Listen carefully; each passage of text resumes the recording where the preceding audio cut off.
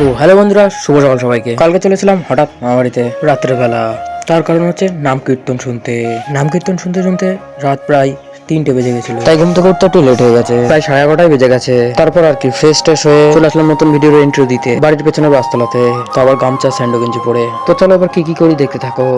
তো বাড়ি এসে ভালো জামা পরে রেডি হয়ে নিলাম। তোমরা হয়তো ভাবছো ভালো জামা পরলো কেন। তো বাড়ি আসতে আসতে মা বললো বাজারে যা। আমার তো কন্টেন্ট নিয়ে কথা, তো আর কি বেরিয়ে পড়লাম দিদি দিয়া সাইকেল নিয়ে। যাওয়ার সময় নাম কীর্তনের জায়গাটা দেখলাম, তাই তোমাদের দেখিয়ে দিলাম। তো আর কি যেমন কথা তেমন কাজ, পৌঁছে গেলাম মুদিখানা দোকানে। আমি প্রায় মুদিখানাটা এখানে থেকেই করি। দোকানে ভিড় বাড়ার আগে মালগুলো নিয়ে নেই। তারপরে চলে আসলাম মাংসের দোকানে। এখানেও দেখছি তেমন একটা ভিড় নেই। তোমরা হয়তো ভাবছো মাস্ক পরেছি কেন, এটার উত্তর আপাতত আমার কাছে নেই।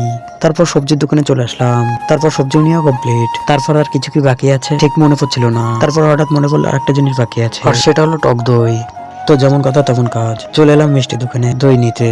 তারপর আর কি দই নিয়ে কমপ্লিট। এবার আর কি বাড়ি ফিরবো। তারপরে কিছুটা গেলেই মনে পড়লো বাজার করার পরে 7 টাকা ফিরেছে। এই বাজারে আর 7 টাকায় কি হবে, তাই 5 টাকা দিয়ে একটা গজা কিনে খেলাম, যেহেতু সকাল থেকে কিছু খাইনি, খিদেও একটু লাগছিল। তারপর আর কি বাড়ি চলে এলাম। শীতকাল তো চলে গেছে, তাই দেখছি আজকে গরমও পড়েছে ভালোই। ভিডিওটা বেশি বড় না করে ফ্রেশ হয়ে দুপুরে খাওয়ার সময় কথা বলছি।